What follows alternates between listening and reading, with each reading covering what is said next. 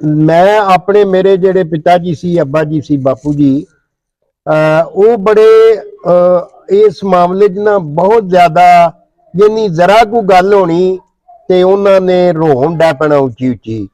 ਉਹਦੀ वजह सी कि आले दुआले ਦੇ ਪਿੰਡਾਂ ਵਿੱਚ ਉਹਨਾਂ ਦੀਆਂ ਸਾਂਝਾਂ ਜਿਹੜੀਆਂ ਸਨ ਸਾਰੇ ਸਿੱਖਾਂ ਜੱਟਾਂ ਨਾਲ।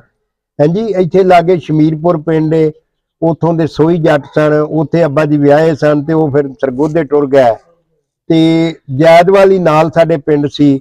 ਉਹ ਅੱਜ ਕੱਲ ਉੱਥੇ ਨਾ ਚਾਂਦ ਚੱਕ ਕੈਥਲ ਦੇ ਵਿੱਚ ਇੱਕ ਪਿੰਡ ਹੈ, ਉੱਥੇ ਚਲੇ ਗਏ ਨੇ। ਉਹ ਬਾਜਵੇ ਸਨ ਤੇ ਇਹਨਾਂ ਦੇ ਨਾਲ ਜਿਹੜੀ ਸੀ ਨਾ ਮਿਲ ਵਰਤਨ ਇੰਨਾ ਜ਼ਿਆਦਾ ਸੀ, ਵਿਆਹਾਂ ਸ਼ਾਦੀਆਂ ਤੇ ਇੱਕ ਦੂਜੇ ਨੂੰ ਨਿਉਂਦਰਾ ਭਾਂਜੀ ਲੈਣਾ।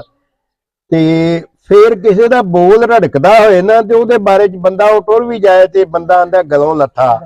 ते जिहदे नाल कोई प्यार दी सांझ होवे वो जे अगर विछड़ जाए और फिर अनचाहिया विछड़ जाए ते ओहदा जिहड़ा गम है उहनूं